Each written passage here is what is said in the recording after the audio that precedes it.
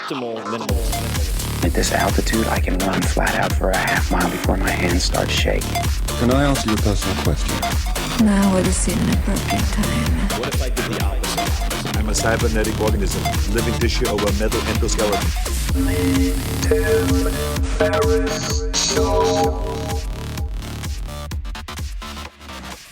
This episode is brought to you by AG1, the daily foundational nutritional supplement that supports whole body health. I do get asked a lot what I would take if I could only take one supplement. And the true answer is invariably AG1. It simply covers a ton of bases. I usually drink it in the mornings and frequently take their travel packs with me on the road. So what is AG1? AG1 is a science-driven formulation of vitamins, probiotics, and whole food sourced nutrients. In a single scoop, AG1 gives you support for the brain, gut, and immune system. So take ownership of your health and try AG1 today. You will get a free 1-year supply of vitamin D and 5 free AG1 travel packs with your first subscription purchase. So learn more, check it out. Go to drinkag1.com/Tim. That's drinkag1, the number 1, drinkag1.com/Tim. Last time, drinkag1.com/Tim. Check it out. Hello, boys and girls. This is Tim Ferriss, and welcome to another episode of The Tim Ferriss Show, where it is my job to deconstruct world-class performers of all different types, whether they are from the worlds of business, sports, entertainment, military, or otherwise. In this episode, we have Ricardo Semler, who was by popular request and has certainly had a large impact on me. He came up not too long ago in the very, very popular podcast episode with DHH, David Hannemeyer Hansen, who is of the 37 Signals, Basecamp, and Ruby on Rails fame, who also credits Ricardo with having a huge impact on him. So who is Ricardo? Who I always want to call Ricardo because he is originally from Brazil. He is the former CEO of Semco, a Brazilian company best known perhaps for its radical form of industrial democracy and corporate reengineering. And all that will make more sense as we get into the conversation. We really focus on entrepreneurship, even though there's so much more to talk about, including education and what he's done with his Lumiere schools. But going back to Semco, under his ownership or during his leadership, certainly both, revenue grew from $4 million US in 1982 to $212 million US dollars or so in 2013. And his innovative business management policies, which are very controversial, attracted very widespread interest all over the world. He's taught at MIT. He's done many, many other things. And most recently, he has started a podcast, which you should check out, called Leadwise. And you can find that at podcast.leadwise.co. On Twitter, you can find him at Ricardo Semler or at Let's Lead Wise if you want to be podcast specific. So you can check out both of those. Facebook, Let's Lead Wise, and then LinkedIn, Ricardo Semler.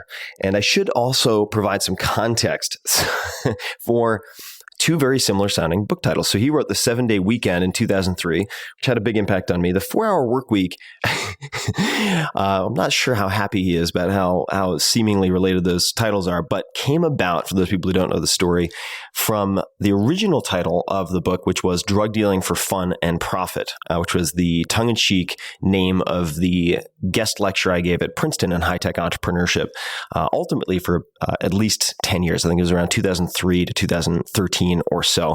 And when the book was sold to Crown within Random House at the time, there were a few retailers, I want to say it might have been Walmart, who really didn't like drug dealing for fun and profit. So I quickly sketched out, as did they, I'd say a dozen or so prospective titles.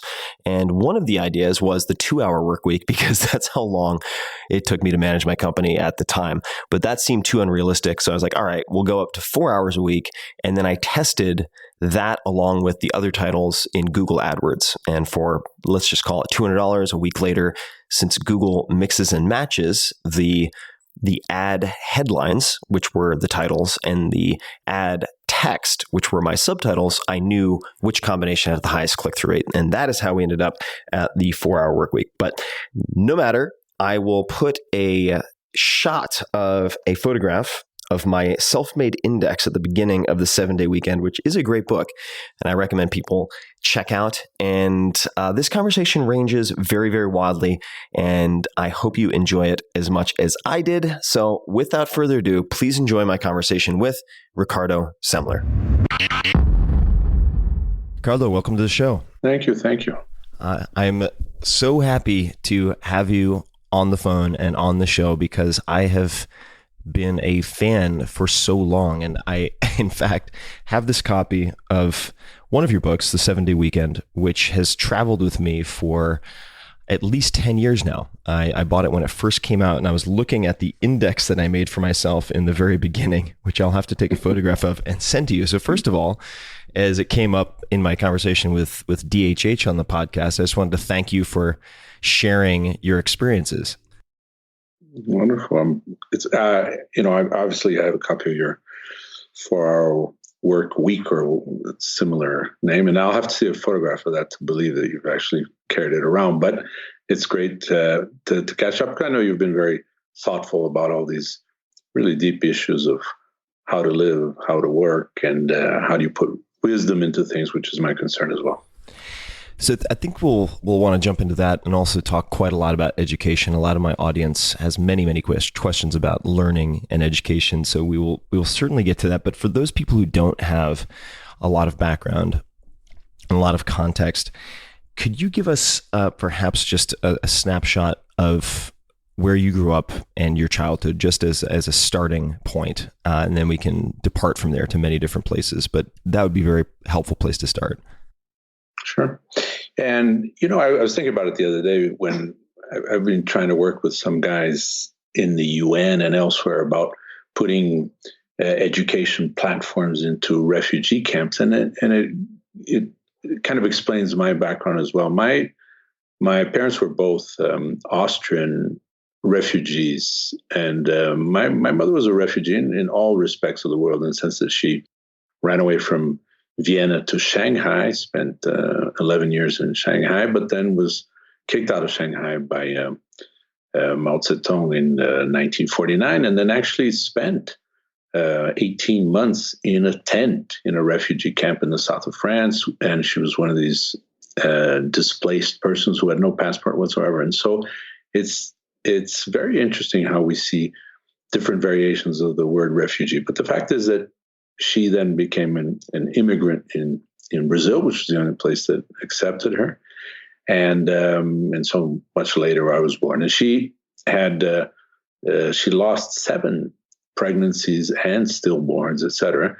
And so she always regarded me as somewhat of a miracle. And Freud always says that if your mother believes in you absolutely, that you can do anything, then you can do anything. And that's the only thing it takes. And so it was very interesting because I grew up in a household that was already well-to-do, and we had everything.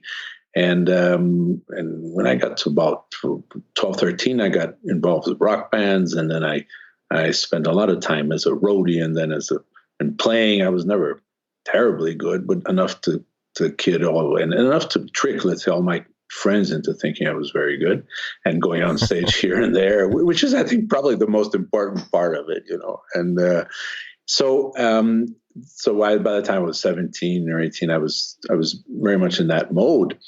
But my father then, who was 50 years older than me, and it was very interesting also because I kept looking at it and I said, 50 years older, man, this man is almost my grandfather. And I said, I could never do that myself, and so forth. And so promptly I had a son now when I was 50. So he's now 7. So some of this stuff comes back to bite you in the ass. But the fact is that then I was 17. He wanted me to, he kept taking me to the plant and saying, someday all this will be yours, because it was a manufacturing plant which made pumps and very heavy equipment. He was very engineering oriented. There were about 100 people there. And this business had been there for a long time and doing relatively well, but then it started deteriorating, so that by the time I was 19 or 20, the whole business, the whole industry for that was in very bad shape. At that point, I had decided to do law school because I didn't want to I thought business school in general was very restrictive and very much turned to the past and so forth. And I wanted a more humanistic background. And I did that, and then I joined the company. And when I joined the company, kind of following his wishes while I was still doing law school, I realized that we had a big difference in the way we saw the world or how we would run things. He was very traditional, and he was wearing a 3-piece suit, and I was wearing a 3-piece suit with a watch in my pocket, which was pretty unbelievable. And then, Why was your watch in your pocket? Because this was my grandfather's watch, and my father wore one in his pocket with a little gold chain and pulled that out every so often. And I did the same thing. You know, I was ready to start smoking pipes, you know, and this is, this is the world that was staring me in the face. It was very, very curious. And of course, this was all colliding with the rock guitarist and bassist, which I thought I was. I had hair down to the middle of my back until a year before, you know. So this was all very strange, and it was a very strange world. And I saw people getting having to come to the company and be searched on their way out, and have exact times, and if they were 5 minutes late, and docking pay, and this all seemed like an extraordinary world compared to what I'd seen up to then, let's say, in the world of rock. And so when I started looking at all that, at a certain point, I told him, I said, we're incompatible here. This is what I would do here is so different. And probably you're saying it would never work. So let me go do something else. And for a while, he just kind of took the bluff and said, sure, go see what else you can do. And I found at that point that the business world was more interesting than I thought, and that I could do something with it. And I went out and started looking for opportunities to do something on my own. And that was not a world 35, 40 years. It was not a world of startups or anything of the sort. So if you wanted to start a business, this was all very hardware oriented. So I went out and I talked to people who were in the consulting business. I said, I want to buy a company, but I don't actually have any money to pay for it. And if I were going to pay for it, it would be my dad's money. And of course, that makes no sense whatsoever. And then I finally found a consultant at Price Waterhouse, of all places, who helped me. He said, no, we have to do the following. We'll look for companies that are broke and that have no money whatsoever, that have big debt. And if you're not scared of taking on debt, you can buy these companies for $1. And I said, the $1 I have, let's go do that. And so we looked at dozens and dozens of companies, finally got to one which was a ladder company, made metal and wooden ladders. And I got to the point of signing. There was a 200-page contract. I was sitting at the lawyer's office to sign the purchase of this company, which was really a very high negative worth, of course, because it had a big debt outside of province. But the guy wanted to get rid of it, and I said, give it to me. And suddenly my father burst into the law office, and he said, what does it cost to pay the fine to undo this deal? So the lawyer sat on the stand. I remember it was $200,000, which seemed like an enormous amount at the time. And so he paid it, and we paid the fine and didn't sign the agreement. And then I started with the company. So it was a very interesting beginning. Now, this I think, and please correct me if I'm wrong, but sort of probably chronologically is close to something I wanted to ask you about that a lot of my listeners wanted to ask you about, and that was when you took the reins as CEO. Maybe you could describe the circumstances, but the firing of 60% of top managers is one of the first decisions, and I don't know if that is as straightforward as it might seem, but the question that came up from a lot of my listeners was, how did you make that decision? And I would just love to hear the circumstances surrounding it and the thought processes that went into your first decisions when that transition took place. Yeah.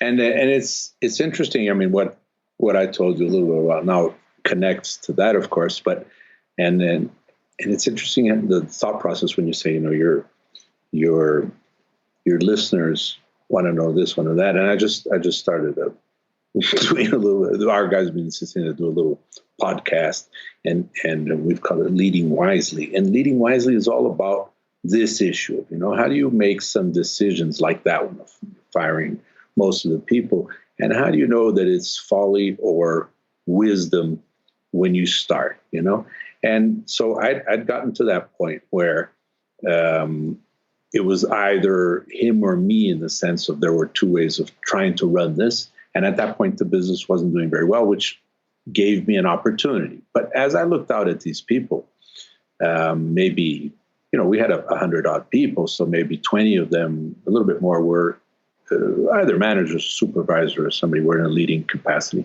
And I looked out at these people, and I'd already had a little bit of experience with trying to change things. And people were always explaining to me why it can't be done. So they would listen very patiently, and then they would say, yeah, okay, but you're new, you're 19, you've just arrived at this. And the fact is, we've been in this business for so long, and there's this and there's that and that. And I realized that the amount of time it would take me to turn these people around and to deal with the unconscious sabotage that everyone who is in place applies to everyone else. Anyone who's coming into something is always new and hasty and doesn't really understand. And so it takes a heck of a long time. And the business at that point was not doing well enough to withstand a long cycle. And then I realized that the amount of sabotage that I'd have and the amount of interactions, the permutations of firing 3 people who then create an alert and panic in the other 6 people who talk to the other 5 behind our backs and so forth, that seemed like we didn't have the time for that. And it seemed obvious that these people were terribly in place and completely calcified with all these years been there. So I took a rash decision, which maybe only a 19 or 20-year-old would do, and I probably wouldn't have the courage. I don't think I'd have the courage to do that today again, but I looked out there and I said, we just better pull the Band-Aid off this thing so that I can start the next day. And so on one Friday afternoon, I just called people in one. I'd never hired anyone, much less fired anyone. And then I fired, 16, 17 managers and directors, and that included the CEO, the CFO, anybody who mattered. and these people went home Friday and didn't return on Monday. And we spent the whole weekend going through these people's filing cabinets. This was all paper, and going through the filing cabinet and trying to figure out what the hell was going on in this company. And we would look at it and we'd see a customer name and we'd say, I wonder who this customer is. And we had no idea. And it was really quite a roller coaster ride. But I think in the end, it made us change direction, of course, very quickly, so that 60 days in, we were a completely different company. And then it was possible to throw out the whole rule book from nothing and say, wait a second, what part of this do we really need? And what part of it has just been here forever? And doing that slowly, I think, would have killed me and the other guys as well. Did you have many conversations before making that decision? Was it scary for you to do that? I guess it just seems like such a, you said rash, but also, courageous in some respects, decision for someone at that age in that position. Did you have any conversations inside your head or with other people that allowed you to take that leap and make that decision? I'm just wondering what sort of led up to it. Yeah, I'm imagining that there must have been, and I can think basically, I think 1 or 2 people who from the beginning I felt would be on the right side and who maybe I tested it with slightly, but I already knew as well that I couldn't tip off the system or the wrong people, and I didn't know enough people. I remember talking to my dad a few days before because he was about to go on a trip to Europe. And I said, I have to do a few things here and it might involve some of it. And he said, no, I imagine do everything while I'm gone. And so as soon as he traveled on Thursday and I called everybody in on Friday. So, but I think it was knocking around inside my head in the sense that, geez, if I try to do this the old-fashioned way or the slow cycle, this is going to be 10 times as hard, but also the chance that I actually get to the end of this is smaller. And I felt in many respects that on top of it being rash, I felt I really had no option. There was no time, and we needed to do this very quickly. Now, of course, that gave me an opportunity to have a startup, let's say, on Monday from a business that was already 30 years old on Friday. Mm-hmm. And I want to flash forward a little bit, and I'm sure we'll fill in some of the gaps, and there will be stories that will come back. But could you please describe the I would love to know the actual meaning of the title Virando a Propria Mesa. And which, as I understand it, later became Maverick, but clearly I don't speak Portuguese, but seems to mean something very different than Maverick. Could you describe how that book came to be? And as I understand it, became the best-selling nonfiction book in the history of Brazil, which is saying something. I mean, there are a lot of books. I've spent some time in Brazil. That's a non-trivial accomplishment. So what does Virando a Propria Mesa mean? Literally it means turning your own tables, but it's basically turning the tables with your stuck in the middle there to make it more self-effacing, But it was really about, and in Portuguese it makes a little bit more sense, but it is in the same vein, which is to say, turning everything upside down and so forth, which was this whole process of starting from scratch and changing the rules entirely. And it was really just because, let's say, from maybe the 5-6 years after this mass firing, let's say, in which we started redoing things, we started asking questions. And I don't know, it seems a very simple process, but actually when you do it, you realize the potential, which was the whole process of asking 3 whys in a row. That was the only thing we were doing. I said, since we're starting this again, tell me again, why do we search people on the way out? Why do all people have to arrive at the same time, et cetera? And when you ask 3 whys in a row, the first why people have a very good answer for. They've been thinking about this for a long time, or they've been living this for a long time. Or they've been practicing it a long time. Yeah. And so people say, why do people have to be here at the same time? And they'll look at you and say, oh, poor kid. Look, little dunce, let me explain to you. If the guy comes here and the guy next to him on the assembly line is not here, the assembly line does not move.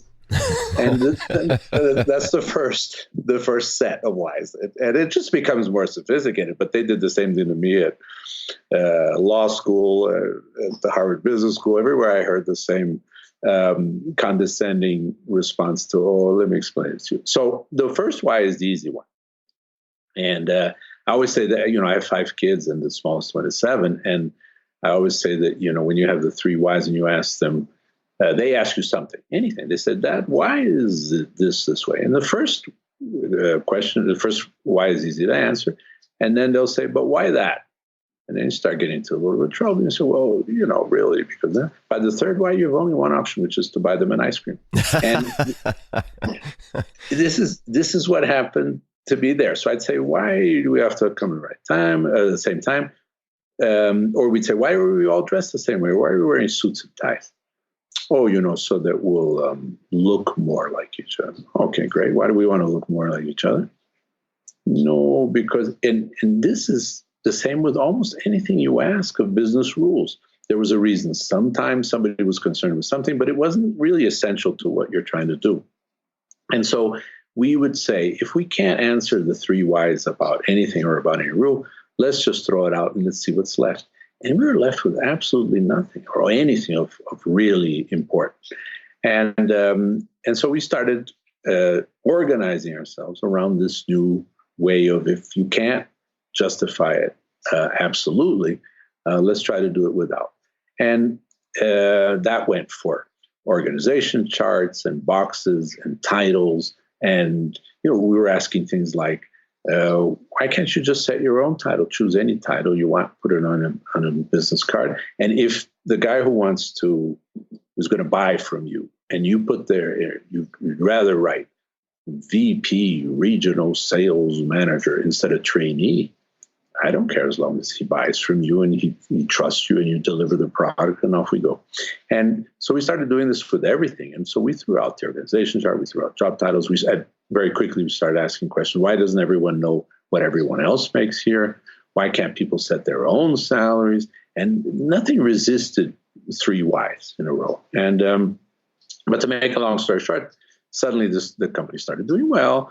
And then instead of 100 people, we had 200, and then 500, and 1,000, and then 2,000. And then at a point, we said, people started saying, oh, you've got to write a book. You've got to tell this story in a book. And I said, no, I don't have to tell a book. But at a certain point in time, I sat down, I said, I think I'm going to write a book. So I started on a Friday and I ended on the other Sunday. So I spent 9 days writing, and that was it. And it's interesting because I considered that book so belonging to the thin air and not to myself that I never corrected any grammatical mistakes.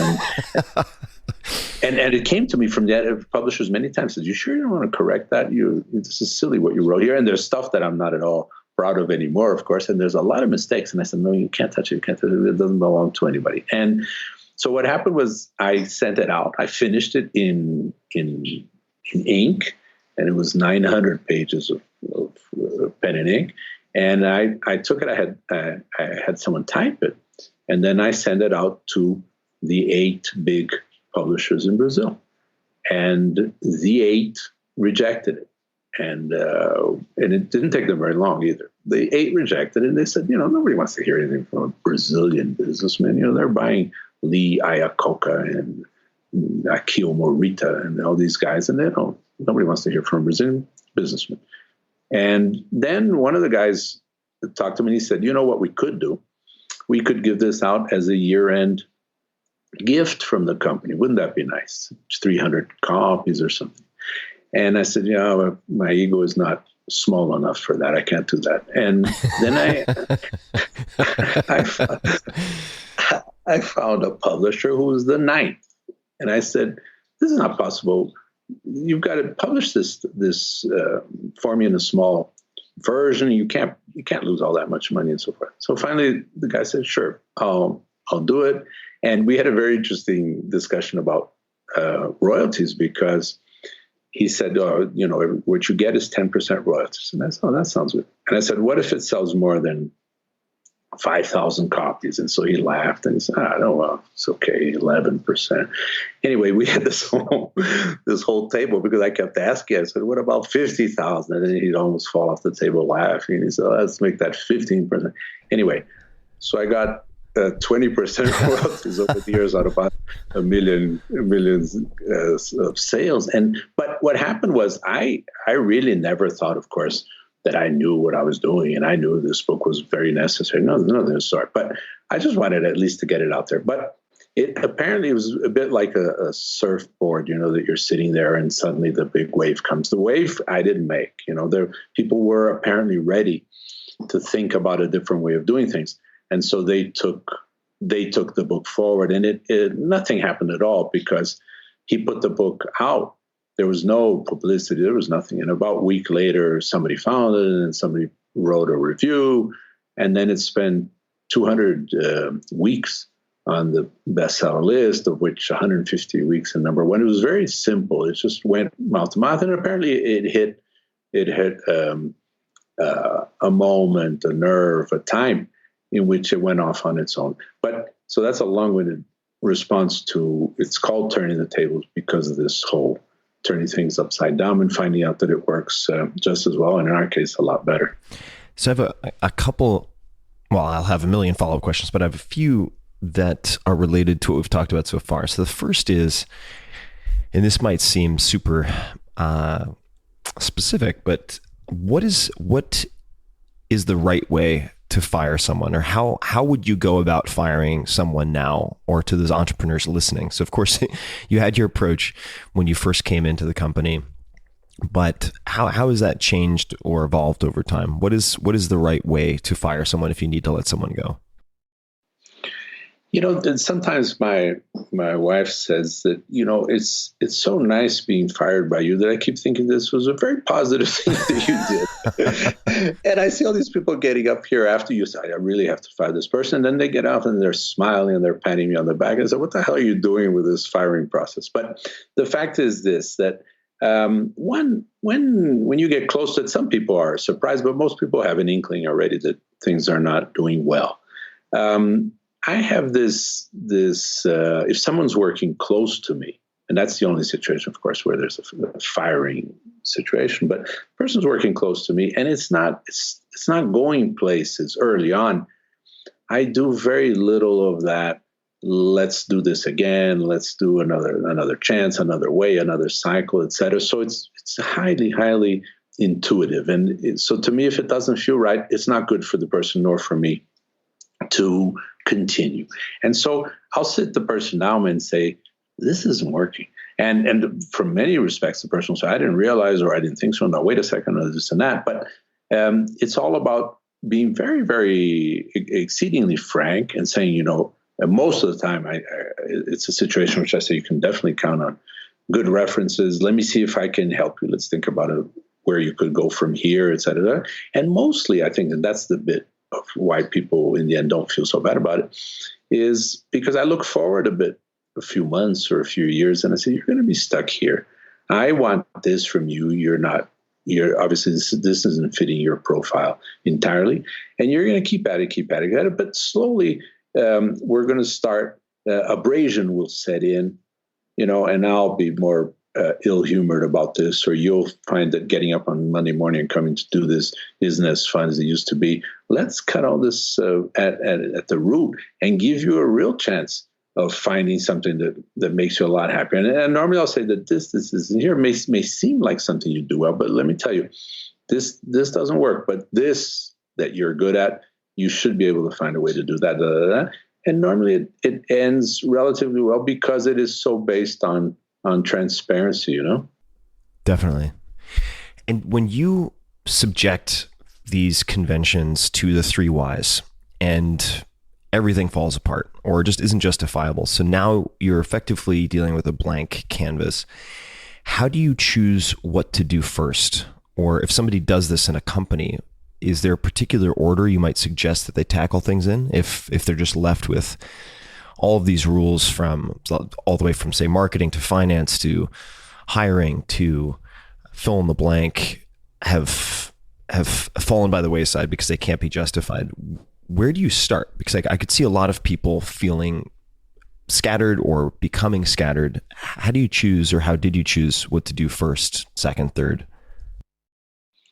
When you think, Tim, about what you write about and what inspires you and how you go into the issue of a work week or a chef or a workout or how to live life wisely, you're basically concentrated on process. Mm-hmm. The process by which you do all of this is the one that makes sense. So I would definitely start by the process that takes us out of bed, the bit that makes you get up and go somewhere to do something, that process is the first one that needs to be changed. So how often do you want to work? How many hours do you want to work? Who do you want to work with? In what place do you want to work? That is the one that, to me, would be the number one issue. Because if you have people in your company, organization, wherever you are, that are doing this because you told them to, or somebody told them to, or it's always been done that way, or people aren't stopping to think about, why the heck should I take a subway and a bus and go to a place downtown and so forth?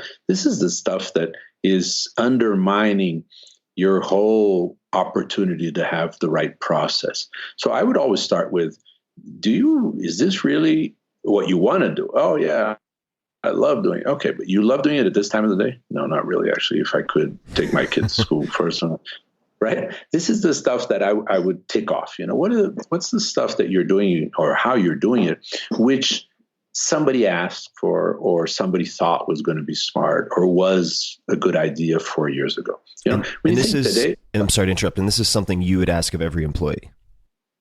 Yeah, and we did, of course. And so we ended up, of course, with people who didn't want to come at the same time, who didn't want to work there anymore.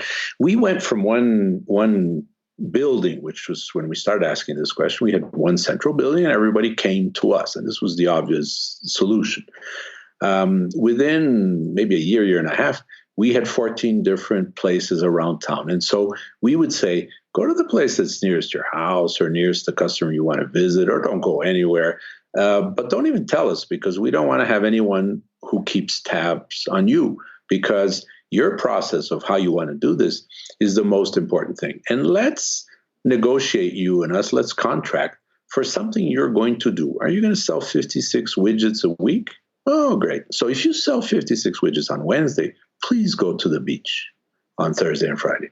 Do not show up and sell more widgets, because you're going to create an enormous problem for engineering and manufacturing, and then sooner have to go out and buy another company and another. Don't do this before we thought it through. Sell your 56 widgets. Where you're going to do it from, how you did it, is none of our concern. Don't tell us. Just sell the 56 widgets and we'll always be fine.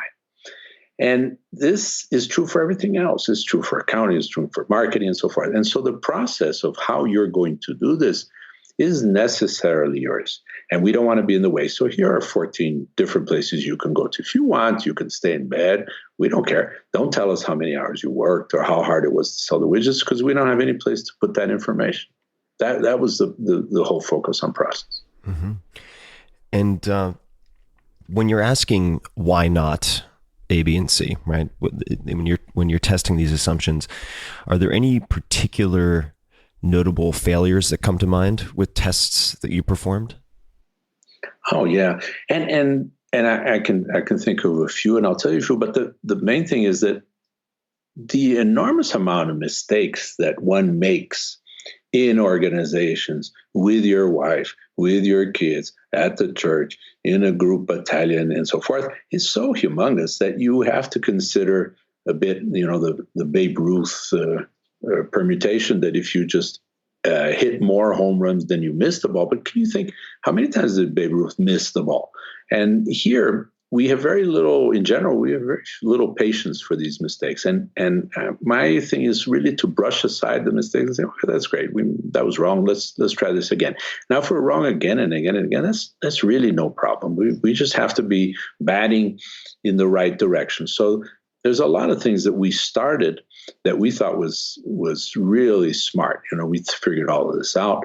And for example, we with the whole search thing, that was a very big issue because we had all these electronic components. We had all kinds of stuff which people said, it's crazy. People take this in their purses and in their hair and so forth.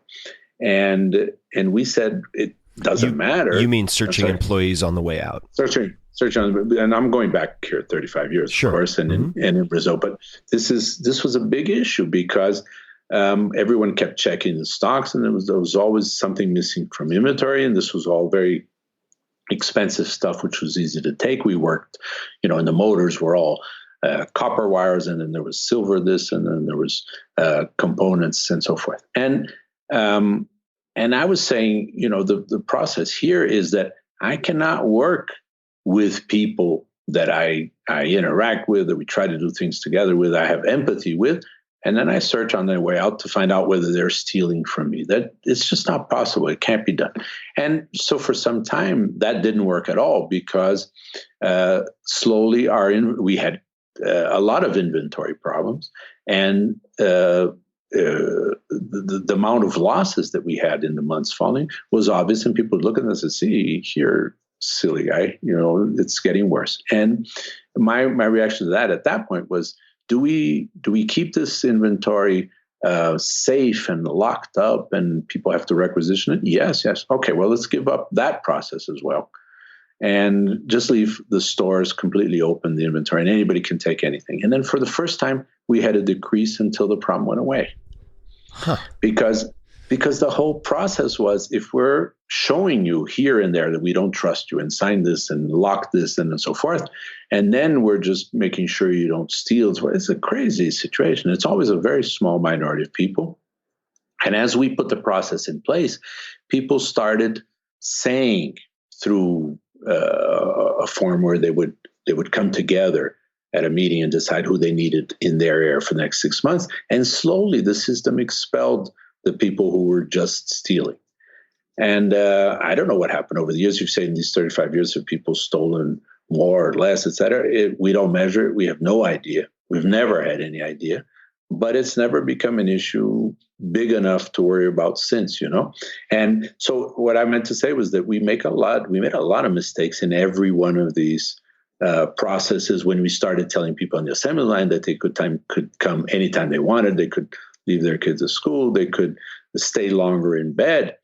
Of course, for a time, the assembly line suffered and we didn't deliver some products and people were pulling their hairs out. But then a few weeks later, suddenly these people realized and they'd say, well, wait a second, if you're not here, this assembly line is going to move. So what time do you think you're getting here tomorrow? And a whole new schedule started coming into place. So I'd say ultimately, if the process decision is to trust people or to believe in people as people, the issues go away with time and they just look like mistakes in the short term. So I think this is actually a good place to perhaps tie this to folks who are listening who have, say, smaller companies. So let's just say they have fewer than 10 employees. A lot of people listening to this are entrepreneurs. They might be solopreneurs who are doing their first hiring, or people with small groups, small teams. What are some experiments or questions or any type of assumption busting that you might suggest they test for themselves?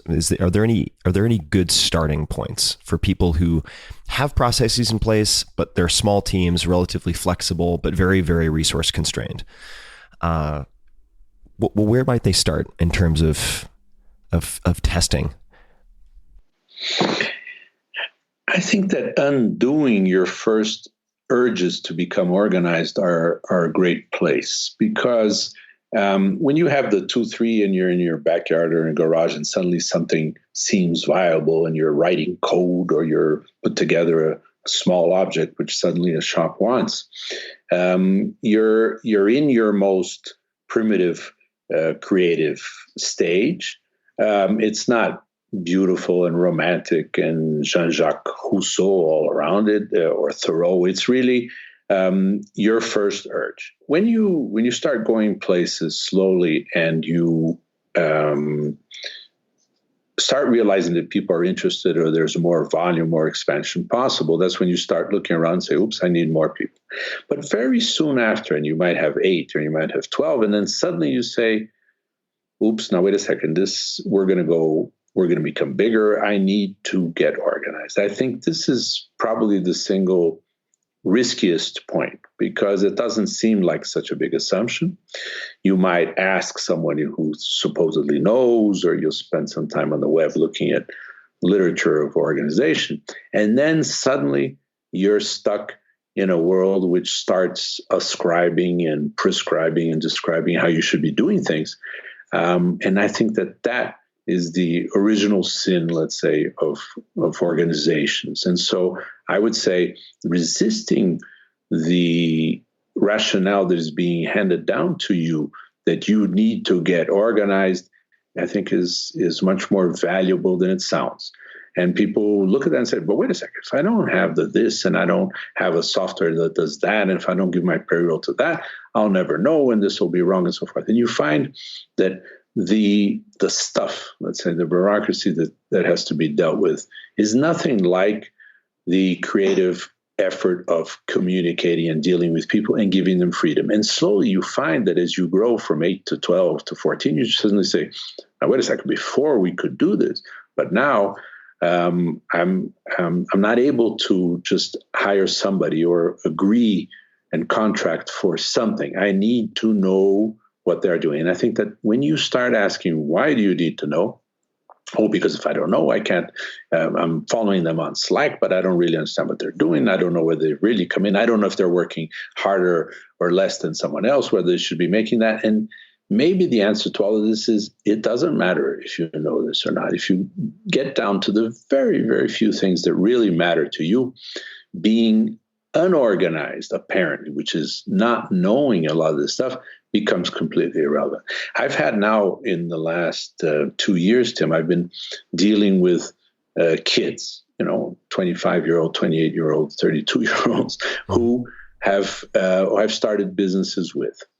One of the businesses, which is in Holland, for example, these guys started this business, and I have some minority partners and I have some equity partners, et cetera, who I have never met. I've never met personally. I've never met on Skype. I have a few people one who is, let's say, CEO of a startup, et cetera, and I have not the slightest idea what he looks like. If he's tall or short. I have a very generic idea of age and so forth. And one of these people the other day, I'd set a time to talk to, and they said, "Oh, that time's not very good." And I said, "Why not?" And "Oh, because I live in Australia." And I said, "What?" So, and I said, how the hell did I know that? He said, "You never asked where I live." And so this whole process is now, I think, one in which I would highly recommend to people that they do not fall into the trap of saying, I need to get organized, I need to know all of this, because the essence of what people are trying to do with their lives, their businesses, and the organizations, they really don't require the amount of information, communication, and structure that you think it needs, What would you suggest they focus on instead of that? I'm just, and maybe the way to frame it is, besides focusing excessively on the bureaucracy and putting systems in place, what are some of the other most common mistakes that people in smaller companies, and I should say also that those companies may stay the same size. So they may, let's just say that, 10-person company, they're creating a great product, but they want to scale in revenues, potentially not headcount. So A, either what are some other common mistakes that the people in that position make, or B, what should they focus on instead, or what might they focus on instead? I think there's a lot of rationalization, a lot of tricking yourself, because, and I think that's a very dangerous enemy that you don't really realize, because whether you're going to grow or not, and it's doing well, et cetera, what happens is that there's a point where you try some of the things that you're testing out there, and that you tend to insist very much either on an impulse, on an intuition, or an early result, and you say this is going to work, this has to work. And the difference between perseverance and self-trickery is very fragile, is very delicate. And so I would say that testing impartially, and finding a way to test impartially whether what you're doing is really worth what you're doing and the way you're doing it, et cetera, I think is a very difficult one that people sometimes take a heck of a long time to do. And that sometimes the business is there, the money is there, et cetera, but essentially there was nothing really of substance there. And it might take you years and years of spinning your wheels to realize it.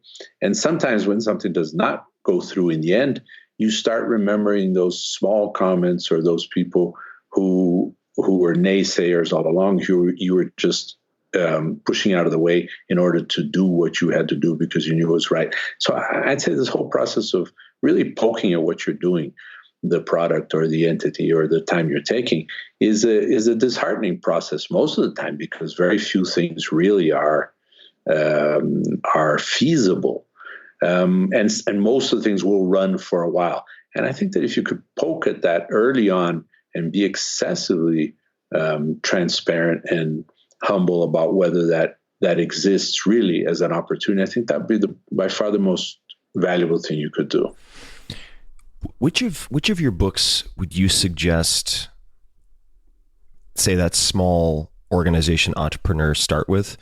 And which books besides your own have you gifted the most to other people?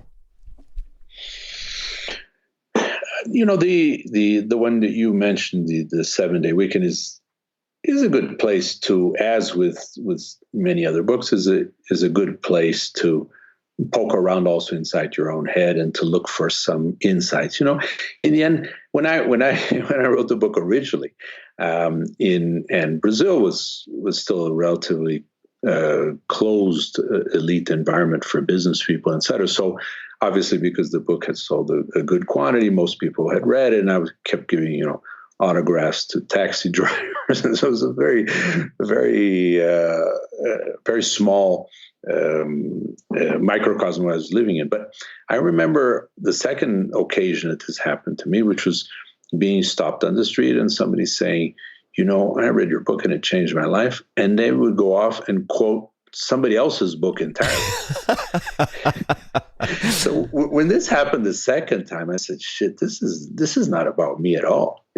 This is, so let me stop right here, because, and of course, at that point, there was all kinds of campaigns for me to run for mayor and for president and become Brazil's Trump, because this is, people get lost along the way and they start believing in their own bullshit, and the interesting thing here was, about going back to the issue of the book, was that It's when you come across an insight which was already yours and you see it in writing. That's when you say, this book changed my life, But real insights where you go there and you say, geez, I never thought of that. And there is some of that.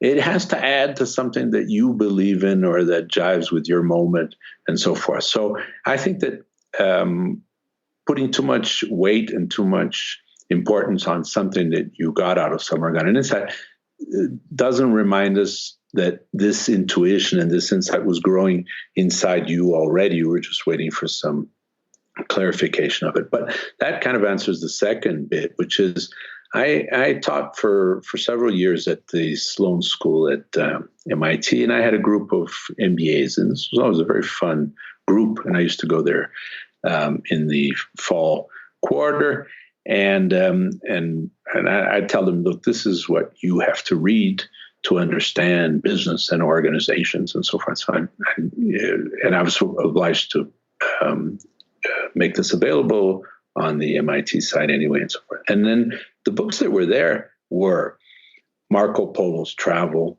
one book, a Kafka parable, a Jung book on synchronicity and so forth.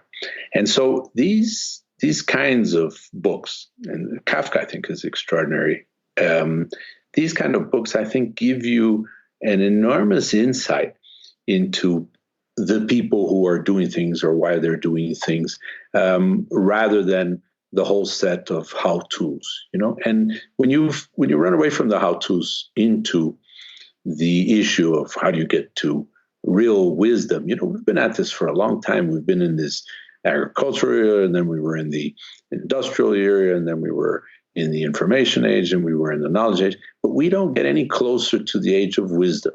And something is terribly wrong for a population and the humanity that's been around for so long and doesn't get closer to wisdom. When you think about organizations and I ask you to show me one democratic organization or business environment in the world, or to find one wise company as a company, et cetera, these are all almost impossible to find. So answering your question, I would say that the books that stop to think about why the heck do we do the things that we do, which are in Kafka, or in Freud, or in Jung, or in Thoreau, I think that those will answer a business world much closer than people think when they say, okay, that's all very good and well, but that's all philosophy and that's all airy-fairy and touchy-feely, but I need to get down to answer this. How come, which people, how, and so forth. But this process, I think, is much, much stronger from a philosophical point of what makes you want to get up in the morning, and how you let the other people around you do what they want to do, how they want to do it, and get out of their way. And then that is a philosophical issue that I think would solve a lot more issues if people went from that filter onwards, Definitely. And do you have any particular books or writing of Kafka that come to mind that you would recommend? Yeah, there's one that I used always there, which is wonderful. It's a collection of parables. There's only one, and there's a set of parables, but one of them is especially interesting. It's called Before the Law.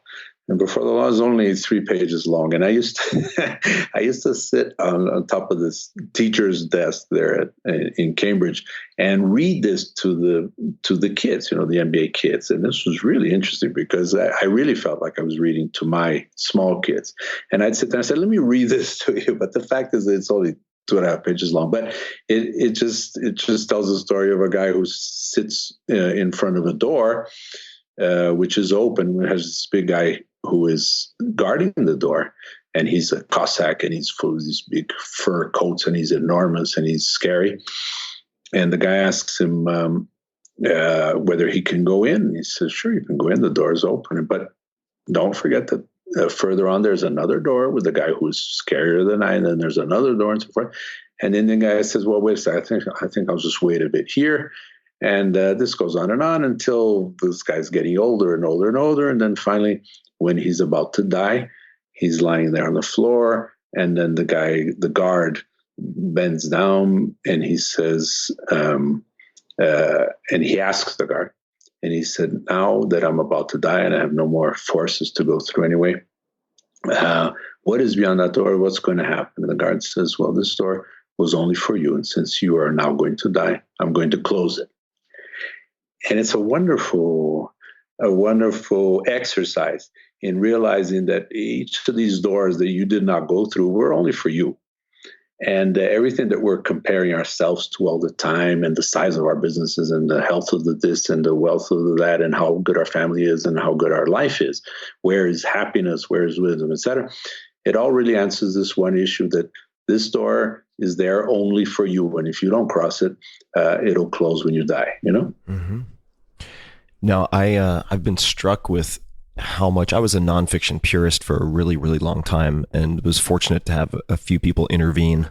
And the amount that I've taken from books like Dune or Zorba the Greek, and since they're told in a narrative form, have actually stuck compared to, say, the drier, in some cases, nonfiction, has just been extremely eye-opening and liberating for me. I want to ask about, or this is really a question from a fan.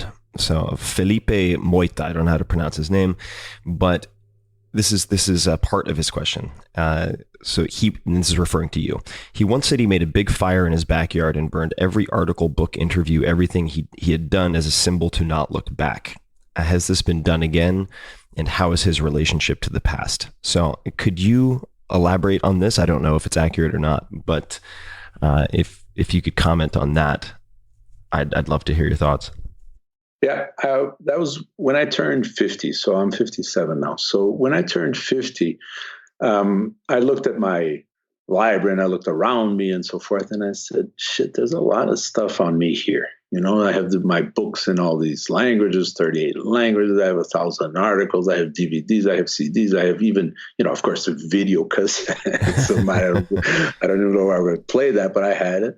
And I said, there's something wrong with this stuff. One, I don't need it anymore for my ego. I think I'm all set, or I need to figure it out with my therapist, but not here.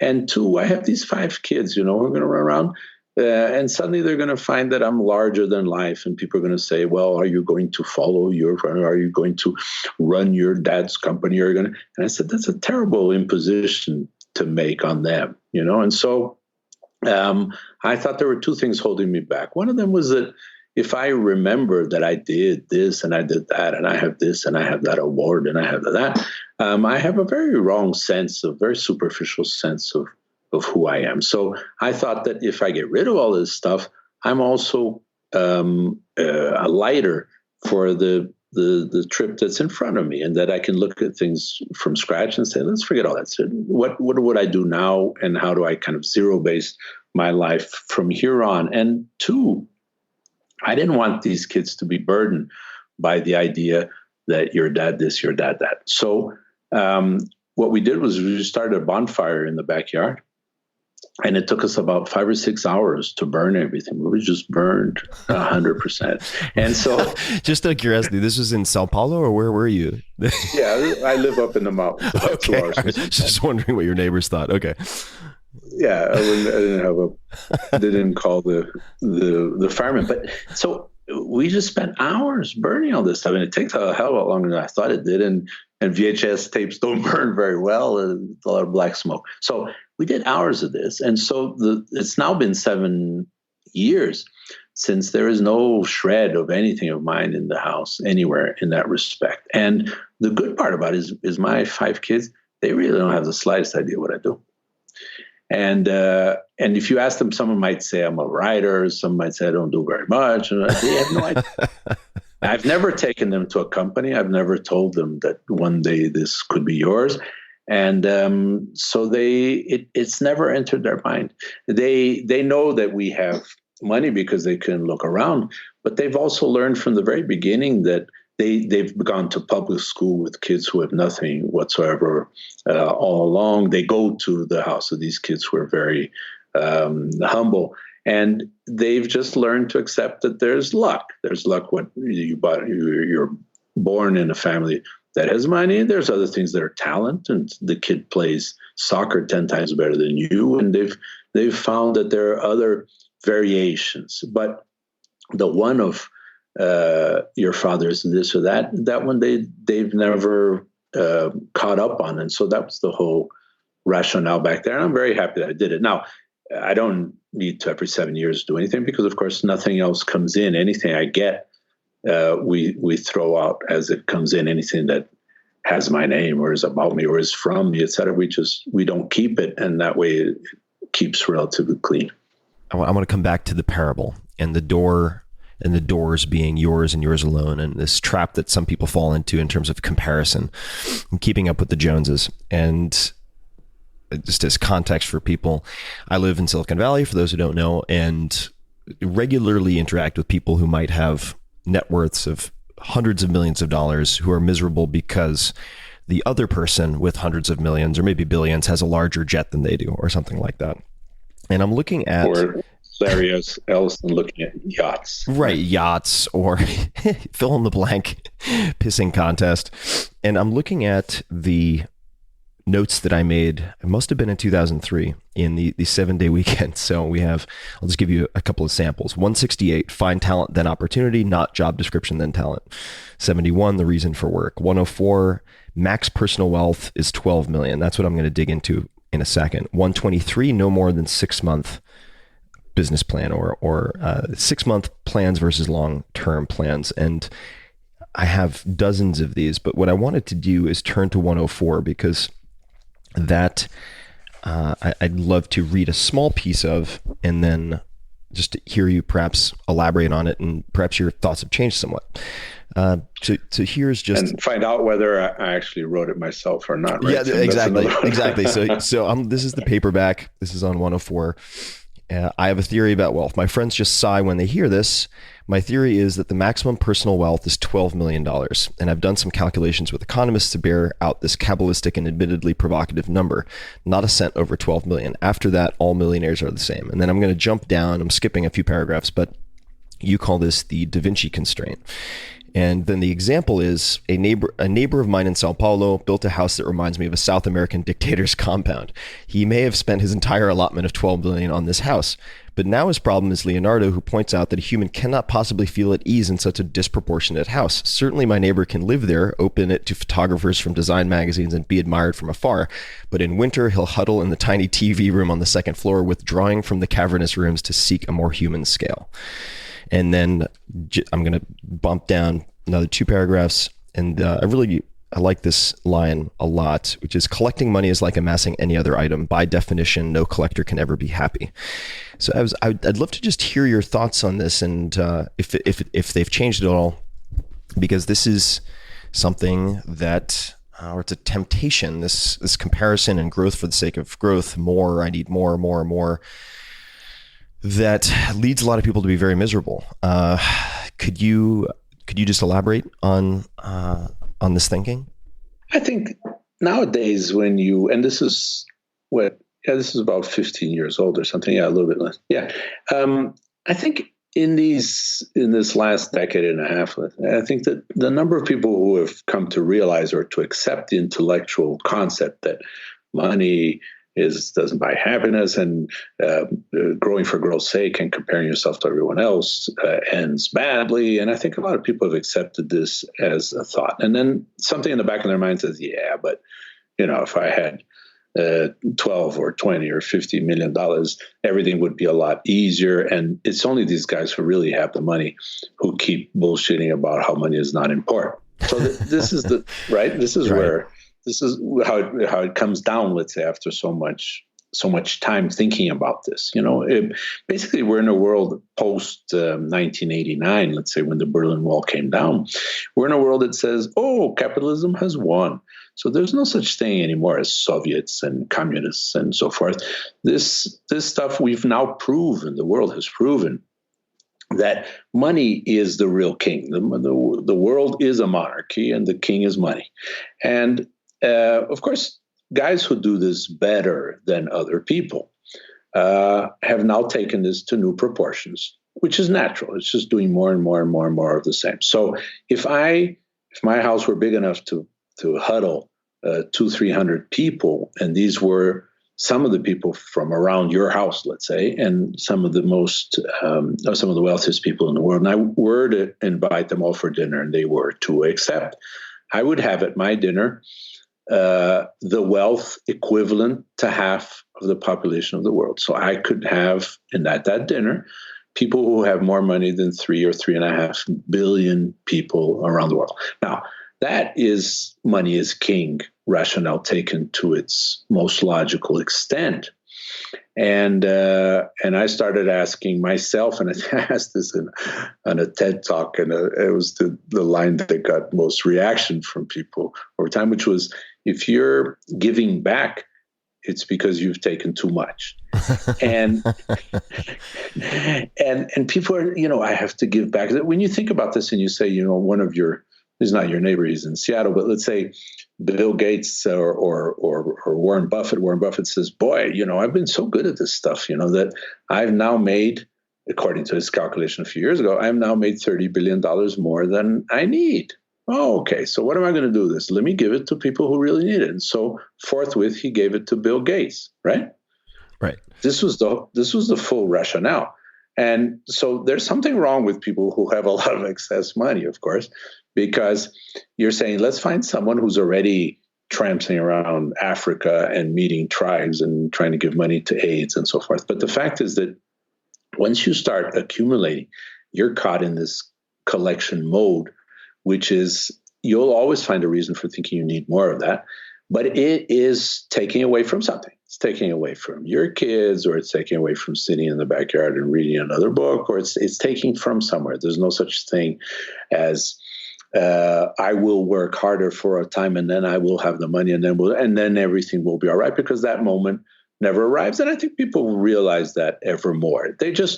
People in general, of course, feel that there is a level of comfort that in your mind about your worries about the future and the monies and the mortgages and so forth, that, whoa, boy, if you could have at least that bit, you'd be okay. This 12 million almost parable rationale was to say, look, let's put at least an upper limit on this at a point where to have a house here, an apartment there, and something on the beach and something in the mountain and do anything you want and go to long vacations in Paris. That was, at that time, you have to bring it up to date, but it was $12 million did everything. There was nothing you could not do with $12 million. From then on, this was an issue of ego, vanity, or obsession. It was something else. It no longer had anything to do with money. On the lower end, you see all these guys who are doing work on finding happiness levels and serotonin levels and what it takes to be minimally happy. People are always looking in India at people who are untouchable and so forth, and finding levels of happiness that are high. And so I think people kind of accept the idea intellectually. But I think the feeling inside is always, okay, but if I had only 200 grand more, if I had only this, then everything would be okay. And I think that isn't going away, Tim, in the sense that I don't think humanity is getting wiser and slowly will realize. But intellectually was the first step which I think humanity took, and now starts to accept every time more that there's something dramatically wrong with 0.1%. It's not even the 1%, but 0.1% having such tremendous wealth and this whole amassing of wealth, because the wealth is going to the smarter guys. And the smarter guys are the smarter guys who are able to siphon money away from everything else into their own pockets somehow. And it's a very dismal situation. And you come to think about it today, you think about reading and thinking about the past a little bit, Tim. You think about the robber barons like Rockefeller and Carnegie and Vanderbilt. These guys were all monopoly players. These were guys who were setting up trusts, and almost everything that they did at the time would be illegal today. Now, these robber barons are people that we somehow or other are very impressed with. We'd love to be today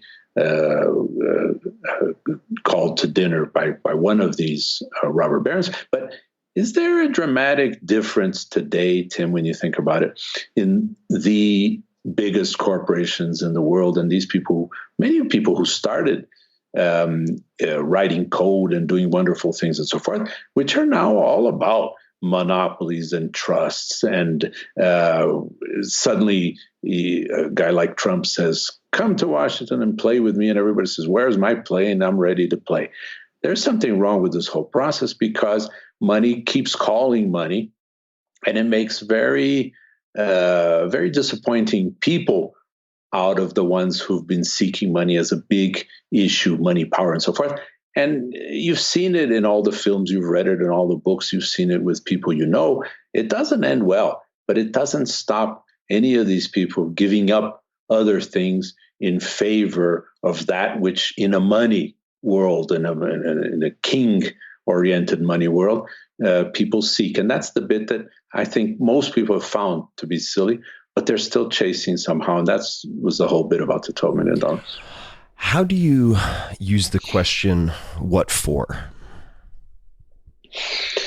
When you do the 3 whys in a row and so forth, you end up with process questions, and they're very good for removing obstacles and things that are silly that you do or that you're involved in doing. But it still doesn't answer the question that has to do with wisdom, and that one is, what the hell for am I doing this? And that's a very, very tough one, because you could eventually even answer the 3 whys of for a process or for a way of doing things, and you can fix that by asking the 3 whys in a row. But when you try to answer in your marriage, with your kids, in the place where you work, at the chorus you go to, or the church that you attend, when you start trying to answer what I'm doing this for, then I think you're getting to the real gist of things, but you're also getting into real trouble, because those are the really difficult ones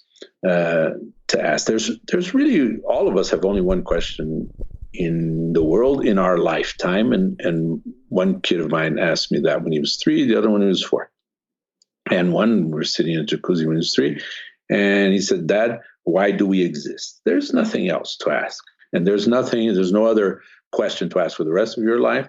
You will never answer it, and so forth. And this issue of what for am I doing this? Why am I waking up in the morning and I go do this? And why am I doing what am I doing a podcast for? What good is this going to do? And going further, because you'll say, because I want to help people and I want all these people to make their lives better. And, yeah, okay, but what for?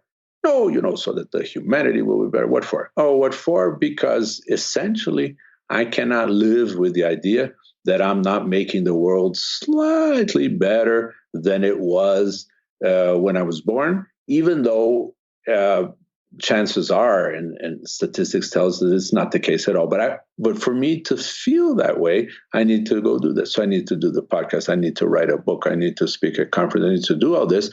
But it's not because I hope that people who are now driving the car, they'll suddenly stop and get out and skip and jump to the house and say, I've found new ways to do everything in my life and everything will be better from now on. But it's about my feeling that I'm being useless. And so this whole what for issue is used for that as a key to try and answer really why you do the things you do. What people listening, you're very well-spoken, guys. They might look at your track record, look at the accolades, listen to you speak, and imagine that you've always been confident, always known what to do. Could you share any particular dark, difficult times or time that comes to mind and how you found your way out of that? On several occasions, I've been, let's say, close to the brink of things not working to a point of undoing everything. So a few years after I started, was the first time I ran into, we ran into such financial difficulties. I remember specifically driving to the plant and thinking what it would take and what it would mean, and the people I have to talk to take the company into receivership, let's say, or the company was going broke. And what would I do? And that was, to me, the closest I ever got to the end, let's say, because I was only, 21, 22, and suddenly everything I tried to do was completely wrong or wasn't working. And we came close to the brink at that point. And so what I found, I think, in that, and some moments later, we've never come to that same financial situation anymore exactly, but I'd come to that situation looking at marriage, looking at how I was raising kids, looking at the opportunity to have a much richer life, and finding myself stuck in the own traps that I'd set for myself of doing things that I still had to do because I said I was going to do them, and not trying to. And so this whole process, I think there were many dark moments in which in front of, let's say, family or business or a wife or choices, forking of roads, where looking back, I realized either that it wasn't as dark as I thought it was, and I was just scaring myself into things, or two, that luckily I got through that bend in the road, et cetera. So the answer is, first of all, no, it's far from easy, even though I've been terribly lucky all along. And so if you say, tell me the story of the 10 companies that you started that went bust, that's easy because there's more than 10. The amount of people that you've put together to do something that became nothing, the kind of hopes you had for things that you were going to do that went nowhere, and I've written plays, I've put on plays, and then spent a year in the theater learning all about drama and putting plays together and so forth. And I've been lucky enough that most of this stuff kind of wanders off or is reasonably acceptable so that I can move on. And I think that the real fears are always when somebody calls you and says, oh, for example, this 2-3 weeks ago, somebody called me and my older kid was snowboarding and he says, I'm calling you from the hospital. We have to operate on your son, things like that, where your whole life just kind of falls apart beneath you. You go and do what needs to be done, but you realize how fragile it is to think that you're successful and you have these big houses and you have all these people working for you and so forth and so forth. But this stuff is all very, very delicate and very fragile. So I think there are a lot of dark moments in which you realize what little it takes for you to kind of lose everything that you were standing on, Are there any, let's say, philosophies or principles that you rely on to handle those situations when you're reminded of how fragile things are, or uncertainty strikes, or fortune blows in a direction that throws things seemingly off balance? Yeah, I have a kind of an unnerving and unwavering belief that we're very, very insignificant, have really no idea what's going on. We're not given. It's not given to us to understand anything that's really important. Anything that you say is really, really fundamental in life, we know nothing about. We know nothing about love. We know nothing about death.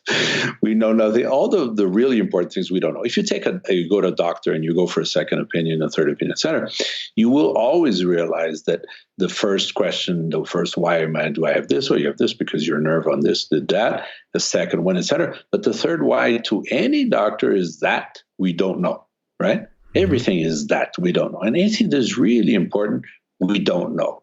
And so my feeling is that because of this insignificance, which is, let's say, paired with the fact that we're terribly important to ourselves and we're almost 100% of our importance to ourselves, we're also insignificant in any other regard. And we notice that when somebody passes away or when we remember something that we'd forgotten entirely, that this stuff becomes dust very quickly.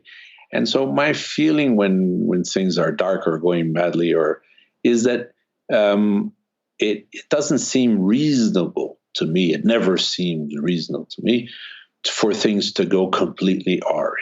And so my feeling is that... I'm sorry, can you say that again? To go completely what? Awry. I mean, going completely wrong or going completely south, Got it. And that my feeling there, Tim, is that, if you're really not spending most of your time tricking people into things and finding ways on the side to make things work or to make money, and you're not you're doing your basic humanity is basic in place. My feeling is that you'll be all right. You'll be all right. And I think that's what carries me through in the end. Now, it's not religious, it's not structured in any form, but it's this kind of feeling that you don't have to do all that much just to plod along without being. I'd say it's not even naive. It's the whole rationale of every time we have these small choices, the whole day long and by week and month and years as we go by, it's very easy to differentiate between that which is a little bit less self-serving and that which is only for your own good. And if you make enough of these choices along, I think that at these dark moments or at these moments of enormous risk, it's kind of like a destiny or a balance that is in place and that takes care of you somehow, Mm-hmm. So on a semi-related note, is there any particular challenge or goal that you're facing right now? You could choose any, personal or professional, that you could describe and how you're tackling it, how you're going about it. The other day, I told my wife, and I think I said this at a talk or something, that I'm facing an empty bucket list, and and my empty bucket list is all about saying this, that my family has all. Everyone in my family had melanoma, had a form of very drastic cancer, which is very quick. And about 15, 20 years ago, I was already scanned, and they told me at the time I rated that I had a 100% chance of melanoma and cancer. And I've actually had it 2-3 times in the meantime. But if you watch out for it, of course, you can be quick and remove it. And I just had surgery again about 3-4 months ago, found a new one, and there's nothing to it really. You identify, you know what it looks like, you go there, you have it removed, and off you go. But I kept thinking, sitting in front of my oncologist, my cancer doctor, looking at me and saying, "Well, Ricardo, this time you didn't see it. It was on your back, and you have 3 months left or 6 months." And which happened to my parents and to others before them. And I kept thinking, geez, I don't want to be in that situation where suddenly now I have to go to ball games with the kids, and now I have to travel to places I haven't been, and I have to write that play, which I never wrote. And I said, that's crazy. So let's do something else. And that's when I started what my wife doesn't like the name I give, but on Mondays and Thursdays, I have what I call terminal days. And terminal days are the 2 days a week in which my schedule is always completely clear. I have nothing. And I do on those days what I would have done had I heard this conversation from my oncologist. And so I've been doing this for quite a while. And so my weekends are with the kids and family and so forth. And Mondays and Thursdays, I only do what it is I would do if I had just recently learned that I had a terminal disease. And it sounds dark, but it isn't really, because it's just all about the freedom that you've just gained and these days that you've just gotten back to do whatever you want to do the way you do it, and trying to answer to yourself what you really want to do.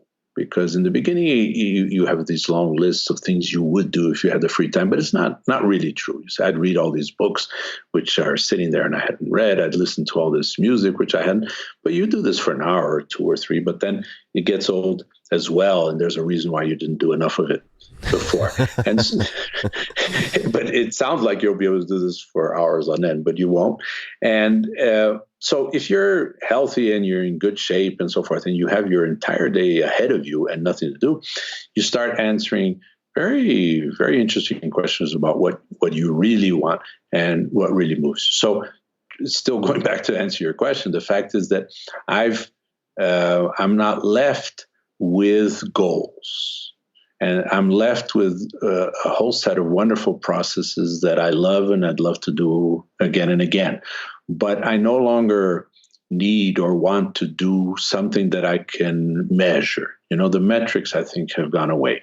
This process of doing what I want with the people I love, the time on. That's entirely a process on its own, and it's a goal on its own. And so there's no longer, I have no wishes for things that I could buy with money. My kids and my wife are constantly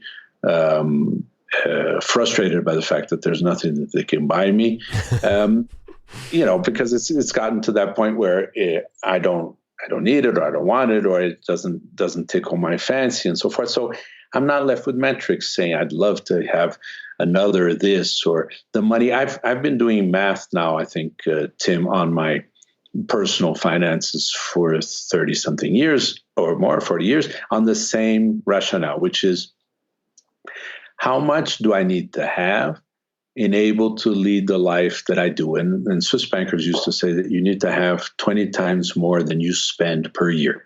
And it kind of is a rule of thumb that's not bad, because that says you need about a 5% return on monies you have. So if your lifestyle costs you, and you say, it takes me $5,000 a month to live minimally the way I want, that's $60,000. And so you need assets in the value of $1.2 million, house plus money, whatever. So because I've been always starting from what it is that I need minimally to have fun and to do the many fun things that you can do with money, I just multiply that by 20. If it's over 20, I don't worry anymore. And I thankfully I haven't worried for a while. But if I looked at the opportunity and said, boy, if I did this and I put these two companies together and that, I would have something else. If it's going to take away one of my Mondays or Thursdays, or going to take one of the times or many of the times I can't pick up my kids from school, etc., it's certainly a bad deal, no matter how much money or what metric it is, Definitely. Well, I mean, the non-renewable resource being that time. And I'd love to hear some details, because I'm grappling with some of these issues and structuring. Structuring is too formal a word, but I had a very good 2016, and I think it was in part because I had so much slack in the system to do deep work and to enjoy and savor certain things. And 2017, because of the book launch a few months ago, or I guess 6 weeks ago, has just come crashing in with a lot of inbound, most of which is noise. So I'm thinking a lot about this. What are some of the processes that you love? And could you walk us through maybe a Monday or Thursday that comes to mind, and what that looks like?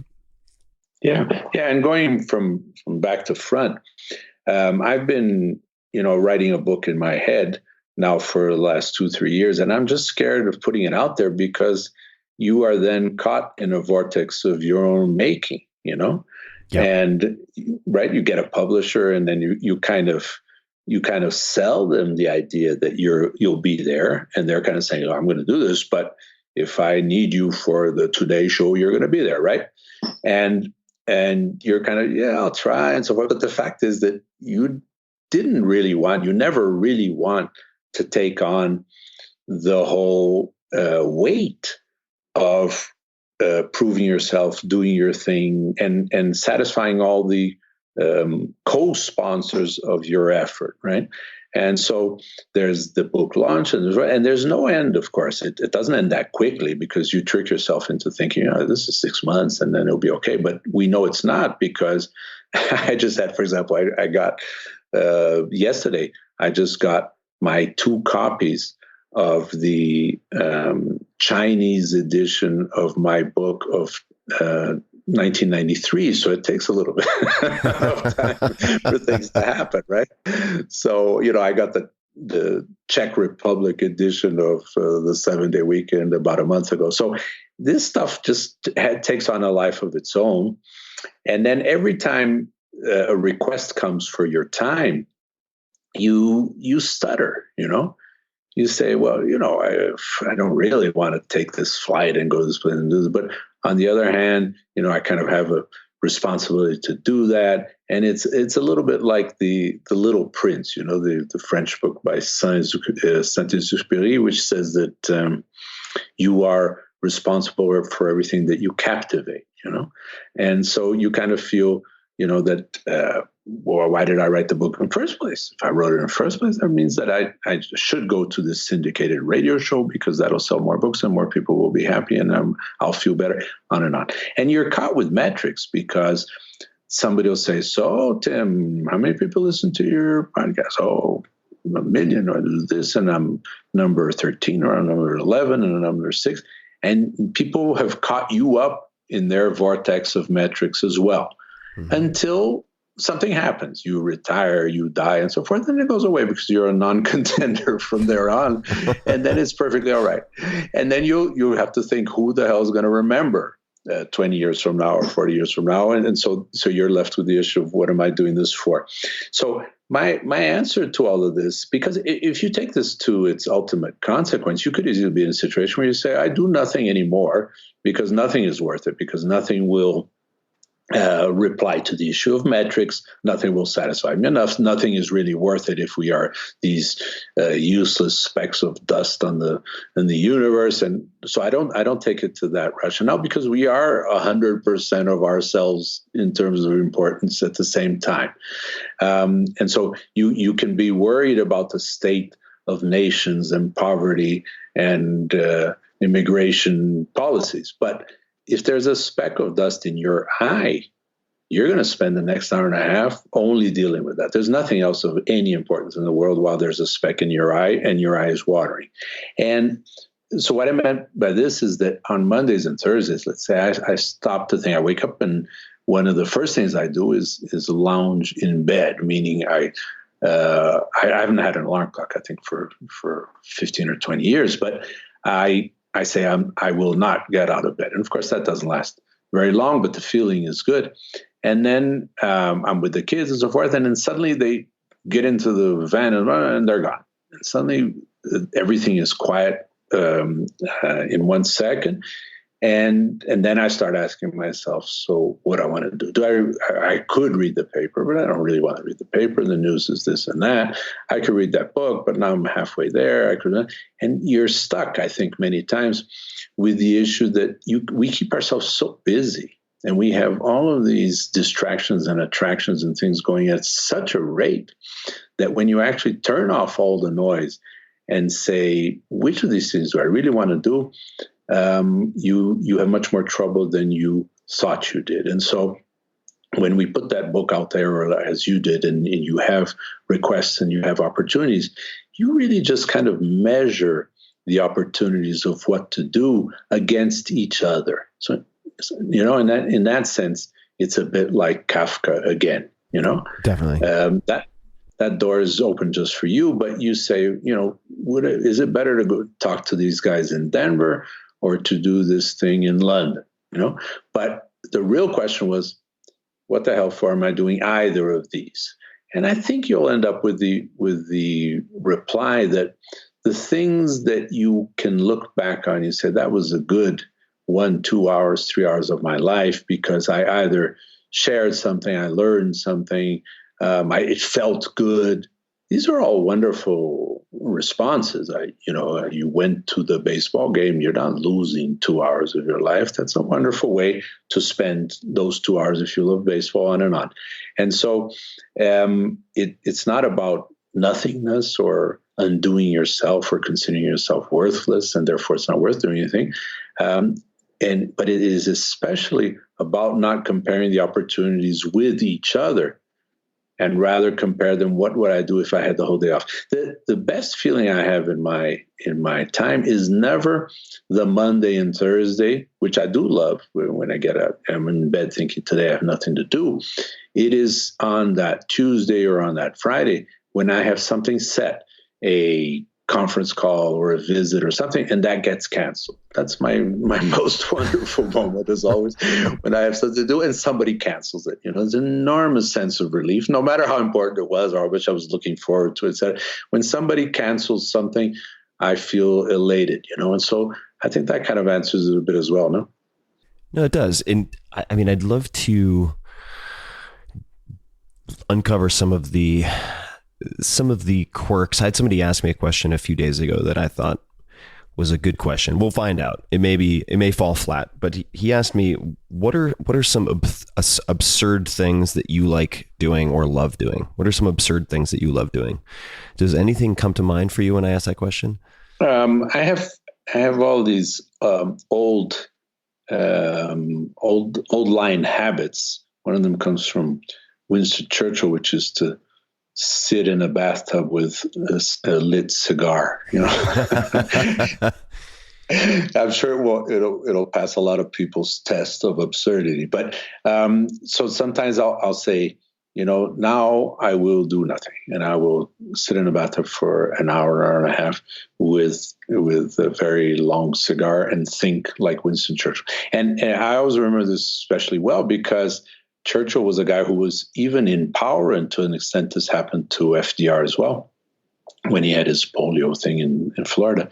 But Winston Churchill would go off a bit before Christmas and take a ship to Egypt, where he would go to the same Winter Palace Hotel in Luxor. And he would spend 65 days there while he was running the country. And so I think we give ourselves an enormous amount of importance into our time. And I think doing absurd things related to wasting time, I think are a wonderful way to remind ourselves that we're neither that important nor that necessary, or none of that much happens when you do absurd things with your time. And I think purposely looking like you're wasting it, I think is an absurdly wonderful thing to do. Do you know, people looking from the outside in, many people be very impressed with your ability to experiment and to test and to have failures, but also have these successes and home runs. Do you think about risk differently than other people, or how do you think about risk? I think that word is a scary word to a lot of people, and they don't really define it for themselves. And so they don't try. But I'd just love to hear your thoughts on risk or perceiving risk, how you think about it. When you try and deconstruct risk, I'd say there's an objective metric associated with risk. So I'm going to start this business. I'm going to take 32% of my savings, and I might lose it all. So that's a kind of metric that I think is less scary, because you know that it's 32%. You know that if you lose it, it's going to be trouble for some time and then some restrictions, etc. But it is an outside metric which you are willing to accept. If you say, I'm going to take a plane and I know that the statistical risk is 0.004 of this or of that, or it be coming late and 100 times smaller of the plane falling, and I'll take that risk. That bit, I think, scares people very little, even though they bring it up.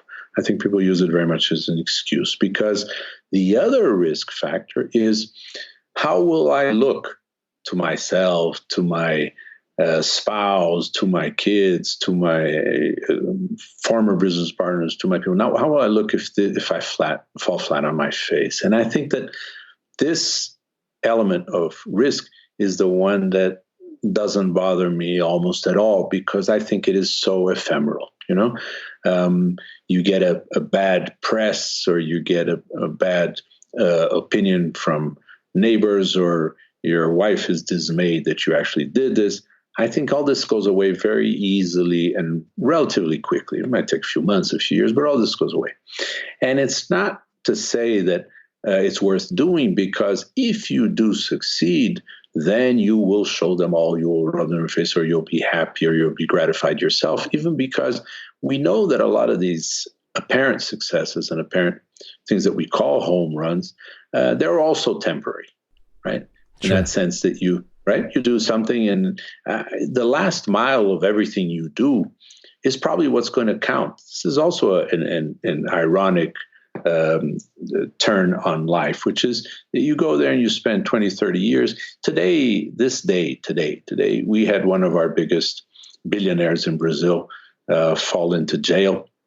He was in New York over the weekend, and he was arrested, and he's involved in a corruption charge, and he was the seventh richest man in the world. He was by far Brazil's richest person. His 20, 30 years of unearning successes and one success on top of the other were all wonderful. And he obviously has a genius for business. Otherwise, he wouldn't have gotten where he got. And he has his dark side as well and so forth. So he got to this point. I don't know him personally. I've never met him. But he got to this point where he was this billionaire and he had these enormous projects and he was doing wonderful things. And he had, on the side, he had hobbies and restaurants and yachts and doing things for poor people and on and on and on and on. Now he's in jail. I don't know for how long. Maybe even not that long. But the fact is that he has this hair products company. He was always very proud of his hair. And you know another guy who has similar hair. And he, in jail, the first thing they did was to shave him bald. So you see now, what I meant to say was, what is success for this guy? Was it the 34 years in which he had yachts and planes and every president, everybody would receive him and he'd do wonderful things and so forth? Or is it now so tainted by this last image of himself that he will never recover? And I'm no judgment at all. I'm just saying that when you think about this, so I think about some of the people who were presidents of Brazil, some people who were presidents of the US, who are there at 50 or 60, and their life is over. It's no longer a success. It keeps deteriorating as the years go by. You take someone like Clinton, who has an extraordinary mind, did a lot of good things, but made a few enormous mistakes with cigars and trainees that he will never recover from. And so what is success in that passage? So what I meant to say was that your home runs and the businesses you built and the money you have and so forth, it is all very, very fragile. And it's probably going to be measured with how you handle yourself in very few decisive moments in your life, and or in the end, the last few things you did are terribly important compared to what you did before. And or this guy, I keep forgetting his name, Pistorius in South Africa. Mm-hmm. Yeah, it's a tremendous guy, et cetera, until you kill your girlfriend. And then suddenly all those other successes don't sit very well. Now, can you do your things, have your successes, build up your metrics, et cetera, and then retire and sit tight for 20, 30 years enjoying it, et cetera? Probably the feeling inside is that slowly your worlds are deteriorating in the sense that your friends are dying, the press is no longer interested in you, and you become a has-been who still has a few things to nail up on the wall or remember, jaded photographs of you with someone very important, And so I think that the success factor and this metric of how you measure yourself is very, very fragile. And when we stick to it, we stick to something that won't be there when we try to hold it in our hands. It has to be held a bit like a bird. If you press it a little bit too hard, it dies. How do you think of success for yourself then, in place of leaning on or depending on the ephemera and all of these things that can be taken away so easily or destroyed so easily? How do you feel at peace with yourself or feel successful? What lens do you use for that? I try to exchange these lenses of past and future for living in the present, which is the only very difficult thing to do. We talk about it, but nobody knows how to do it. James Taylor said in a song of his that the meaning of life is to enjoy the passing of time. Enjoying the passing of time is by far the hardest thing we can ever do. And when you take your thought process, we are almost constantly living in the past or in the future. And so success to me is always making sure that this passing of time is worthwhile, that this passing of time right now, that I'm not exchanging it for a hope in the future. I'm not exchanging it for something I got or had in the past. And that you're always kind of ready to survive or to withstand through the use of this wisdom of present time, of which I'm very far still from it, but I just keep hammering it into my own head that this passing of time, if this podcast and conversation with you was worth it because it made me think, because it was thoughtful for us and so forth. That is success, and that can never be taken away. No matter if tomorrow I don't have the money, or I don't have this, or things go wrong, God forbid, with people. The fact is that 1 hour or 2 hours which we spent in the podcast thinking about life and thinking about it and exchanging, that one was definitely worthwhile and successful. And that one can no longer be taken away from you because it's now part.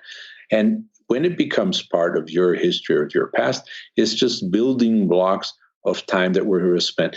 I had an interesting situation for a time I was buying much more wine than I should have, because I got into the collector's mode about 25, 30 years ago. And so I kept buying at auctions. And of course you get into this thing where you need to have that 1959 Mouton otherwise, and so forth. And so you go crazy at auction, you overpay and so forth. And one of these days I had a friend over, and I opened one of these wonderful wines that were extraordinary year, and I outbid for it and so forth. And this stuff can't be used for vinegar. It was completely spoiled. It was always completely spoiled. When I bought it, it was already worth nothing whatsoever. And I always thought it was an interesting collection, because you buy all of this wine that you have all kind of expectations from, and you're learning to say, this has pencil shavings and a bit of mineral that, and some marigold flower in the taste and so forth. But there's an enormous amount of bullshit in what you're doing and why you're doing it and so forth. But the interesting part is that once you consume your collectible by drinking the wine, you're left always with 20 cents of glass, which is, and so. It's just a way of saying that this whole process of wine is a good comparison, because one guy told me, if people keep saying what gets you into your cellar and makes you take a bottle of wine which you paid $100 for and is now worth $1,000, and drink this and be left with a little bit of glass, because you end up probably not even having the courage to drink this wine that now is so valuable, et cetera, et cetera. But I've always answered that in the following way. If one day I look at my cellar, and I do now, and it's about half empty or more, it is now about half empty, and I think that every time I pulled one of those bottles, it was because I was with friends, or because I was feeling good, or this was a great time. This must have been a good life, looking at those empty holes, And so that's, I think, with everything else. If you're using that time, and at the end of it, you say, boy, that was a good 2 hours, this was worth it, then success is certainly guaranteed. How did you stop the collection of wine when you were getting caught up in these auctions and so on? What was the pattern interrupt, or the conversation, or the moment when you decided to stop doing that? I actually remember it very well. It was very specific. I went to Thailand, and in Thailand, I met this guy who was actually Chinese, but he was in Thailand, and he was a tomato farmer, and he had mini mills. He had these mini steel mills, and he was a magnate, and he was a real tycoon. He'd made enormous amounts of money, et cetera, et cetera. And we went to have dinner with this guy, and he was smoking all through the dinner. And I asked him, how many cigarettes he smokes a day, or packs, and he said, "No, I light one in bed, and then I light all the cigarettes with another cigarette." So I never did the math on that, but it can't be very good. But anyway, so he would eat with one hand and he would puff with the other, and at no moment did he stop smoking. And then we started talking about. He said that he has a bit of an obsession for things and so forth. And he said he collects things. I said, "What do you collect?" And he said, "I collect Mercedes cars." I said, "Oh." And so you have a lot of these. And he said, "Yeah, I have a lot of these. I have 111 warehouses of Mercedes." And he said, "And I have the first Mercedes of 1896, which is a steam Mercedes. And I have all the Mercedes in between." And I said, "What do you mean?" He said, "No, every time there is a Mercedes that comes out every year, they come out with, let's say, 6 models. I buy one of each." And when Mercedes needed Himmler's car and the car that Hitler went into Paris, I lent them the cars because I have the cars. Okay. And so I was there, obviously stunned at this conversation and all of the smoking. And I thought, Jesus, what little do I know about interesting people or freaky people around the world. And then at one point I said, well, but would you just keep on collecting? He says that. I said, and of course I have to go in a few days. I'm going to an auction because there are several Mercedes. There were a total of 12 Mercedes, which I don't have. And I said, and how much does it bother you? He said, it keeps me awake many nights. He said, and I keep going at it, and I'm going crazy. And I need to have these 12 Mercedes. And at that moment, I stopped buying any wine whatsoever. I don't think I bought a wine since. Oh my God, what a story. We could go for a very long time. I want to be respectful of your time. There's so many things that I'd love to touch on, like Lumiere and many other areas, but tell me what you think of this. We could do a few rapid fire questions, and then maybe if you enjoyed this and everyone enjoys it, which I think they will, we could consider maybe doing a follow-up at some point. I'm certainly happy to stay on and talk about anything you'd like, but I'd love to ask maybe a few rapid fire questions and then lead people to what you're up to now and where they can find you if that sounds like a plan. But I know we've been on for recording now close to 2 hours. So if that works for you, we could take that approach, but I'm certainly happy to touch on anything that you'd like to talk about. No, let's do that. And I'm assuming you want rapid fire replies as well, which is not my specialty. No, the rapid fire questions really just means that I have to stop asking multi-part questions with 17 commas. So your answer can be as long as you'd like. So I will just keep my questions short. Okay. And I'm certainly not in any rush. So this number one is, what books have you reread the most yourself? No, always go back to two books, one by Carl Jung and this whole issue of collective unconscious, which is to me a big issue, because you either are able to touch and get involved somehow in this collective unconscious, or you're doing things which are very much on your own and not significant in the sense that they're trailblazing, et cetera. It's just, they're just not connected to the world as they should be. And another one I keep going back to is very interesting, because I come from a Jewish family, even though nobody was religious. There's a cultural and ethic issue there, but I only found out actually I was Jewish maybe 10 years ago.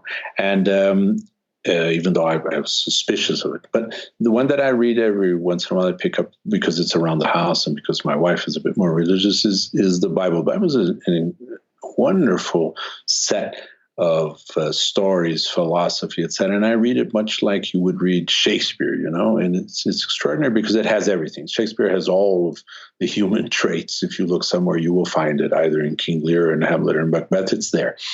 And the Bible is a very interesting book to keep going back to get a glimpse of humanity. Do you have any favorite documentaries or movies?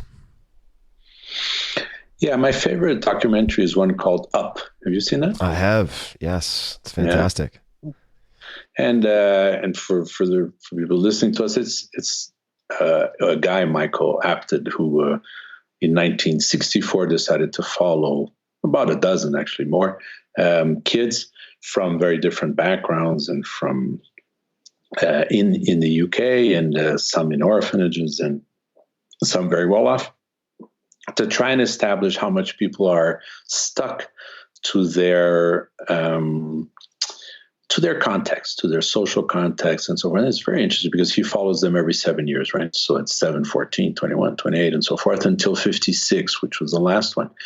And it's quite an extraordinary way to look at humanity and see, can people really escape their social constraints and their initial lay of life, And in general, his assumption is that they cannot, and to a great sense, it bears itself out, Tim, in the sense that it doesn't look like you can stray that far from the path on average, no?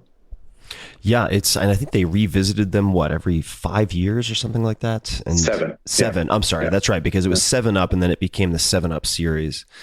They're all multiples of 7, but it's the same people, which is extraordinary. You've seen someone who's 7, who's 14, who's 21, who's 28, who's now 56, and their dreams and their hopes and what they were actually able to do, and how close they, in these 7-year periods, how close they have stayed to their apparent calling in life before they were born. It's an incredible situation. Yeah, it's this is the documentary series. It's come up three or 4 times. I'd never heard of it before interviewing a number of people on the podcast. So I was actually introduced to this series through the podcast as well. It's wonderful. And just on that tone, Tim, to say that, you're in a country that says, boy, anybody can do anything. Anybody can be anything. Don't let anybody stand in your way. You can be, etc. But it's not really true at all. This is, I think, a very interesting take on this documentary and on the American dream. Even what's happening today in the U.S. is a reaction to this. Where the fuck is my American dream that was promised to me? But the fact is that you're promising classroom of kids, and as a valedictorian and speaking at conferences and egging them on at MBAs, the fact is that you cannot. Humanity has a very, very long story and a very, very long proof that in general, your chance of changing walks of life, changing class, changing path for the context which you were started with is a very, very rare situation. And that very, very rare situation makes for wonderful books and speeches and films, but it only makes for these wonderful for this wonderful entertainment because it's so, so rarely true. Now, is that very dismal and disappointing to look at and say, boy, now that you've put this in my face, now I'm not going to try anything. It's not even worth it. No, it's just to remember that in the passing of time of the station of life that was created or available to you in your context, there could be and should be a wonderful life. The wonderful life is not in rising all the time until you're at the top. There's nothing that's particularly interesting at the top. It just seems absolutely wonderful when you look at it from the bottom.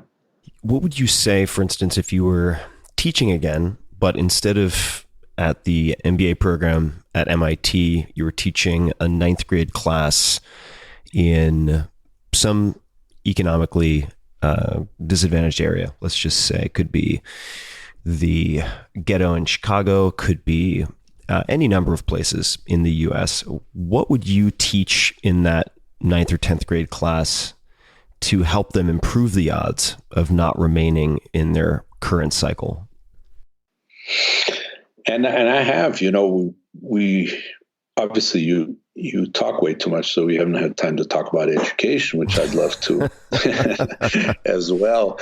But of course, I've taken, let's say, the last 10, 12 years, I've taken all of this effort and this risk-taking and what I'd learned before and taken it to the world of education. But I spent the first few years of that teaching 6-year-olds in a public school and heavily disadvantaged kids and so forth. So it was fun to do. What I tried to do most with them was to get them to realize the magic of the accumulated wisdom of humankind, and that poking at this magic of what we've been able to do and think in all this time, all the rest will take care of itself. And so if I sit there and say, you can do this, you can, find the strength within you. It is possible. You can do anything you want. You can be anything you want. I don't believe in that. And so I kept showing them things like I would say, I remember one day stepping outside with them, I said, I'm going to teach you the special relativity theory of Einstein. So it's like this. You're here with me in this little village, right? Right. Now you look up and I say, how long would it take you to go to the moon? And so they'd say this and that and rockets and, then from moon to the next and on and to Neptune and rain. Great. And then to the edge of the universe. And then they their mind is going all over the place, of course, and we're trying to think this through together. And I said, if you come to the end of the world, the end of the universe, and there were a little curtain, and now you've traveled for thousands and thousands and thousands of years in your rocket ship and so forth, and now, according to this man, Mr. Einstein, you open this little curtain at the end of the universe, where would you be? And the answer in following the theory, and people will know this, will tell you, you will be in this little village right here, looking up into the sky. And these crazy, crazy concepts, which are true and which are about us, and to say that we are up here in the mountains, so time here moves a little quicker than it does at beach level, and so that you have exact twins who were born, and one is on the beach, one is on the mountain. By the end of 90 years, when they meet again, the one in the mountain will be older, will be slightly older. This kind of stuff is, to me, what unlocks the whole possibility for people to think, boy, I can be anything, do anything, etc., because they're looking at the magical response of what life looks like, what we've learned all along to this date. And that is the key that they can eventually use to free themselves, you see? I do. If you could have a gigantic billboard anywhere, and actually now I think of billboards, are there no billboards in Sao Paulo? I feel like that's one of a few cities that has perhaps made billboards illegal, but that's an aside. The metaphorical question is, if you could have one gigantic billboard anywhere with anything on it, in other words, just getting a short message out to millions of people, what would you put on that billboard? I'd write now. That's enough, I think. You know? Mm-hmm. If people pay attention to now, so many other issues go away, because I think so much of everything we do is taken up by the past and the future, and so little of our success is there that remembering that you're now in a bus, you're now in a train, you're now going somewhere you don't want, this is the stuff that I think falls short all of the time. And São Paulo does have a lot of restrictions on billboards, and it's expensive and it takes authorizations and so forth. So that helps. But São Paulo has so many other visual problems. Now we have a new Trump-like mayor who is going around and covering up all of the spray paints with graffiti artists. That's the newest. Well, I think this is a good place to wrap up. And do you have any, and I'll ask you where people can find more about you, and certainly I'll put that in the show notes as well, but do you have any ask or request for my audience, the people listening, any last parting words that you'd like to share? Yeah, I'd say that, again, when I think about, why would I sit with you on a 2-hour podcast? Why would I have a few people that I wanted to talk to, and that I'm doing this little podcast episode of my own? It's all to do with, and essentially, of course, it's all, is it thoughtful? Is it insightful for myself? And therefore, it's always very self-serving and very, very narrow, let's say. But on the other hand, my very generic wish is always that people will be able to take a little something out of it, which is insight into something that was already there, not that we created in this conversation, but that someone takes on a little act of courage in either giving more freedom to people who work with them or for them, or their kids, or their anything that's around them. And I think it's terribly gratifying to do just these very small leaps of faith and these very small movements in the direction of what seems like risk, and is never a risk, because it's never a metric issue. It's just getting past your own misgivings about doing something new. And that would be my hope, that people take this little leap of fancy or leap of faith and finally decide to make a change on constraints, on restrictions that they either have, or that they need to fight against, or they need to remove other people from, and find that that's a hell of a lot more liberating than it sounds. Well, Ricardo, I really appreciate you taking the time. This was extremely fun for me. And I've known you only through video and text up to this point. So this was a unique opportunity for me. So number one, thank you for taking the time. And For those people listening, I will put links to everything that was mentioned, books and podcast and otherwise, in the show notes. As per usual, you can find those at tim.blog/podcast or 4hourworkweek.com/podcast. You can say hello, and you should, to Ricardo at Ricardo Semler and at Let's Lead Wise on Twitter. Facebook is Let's Lead Wise, and LinkedIn is Ricardo Semler. And until next time, as always, thank you for listening. Hey guys, this is Tim again. Just a few more things before you take off. Number one, this is 5 Bullet Friday. Do you want to get a short email from me? Would you enjoy getting a short email from me every Friday that provides a little morsel of fun before the weekend? And 5 Bullet Friday is a very short email where I share the coolest things I've found or that I've been pondering over the week.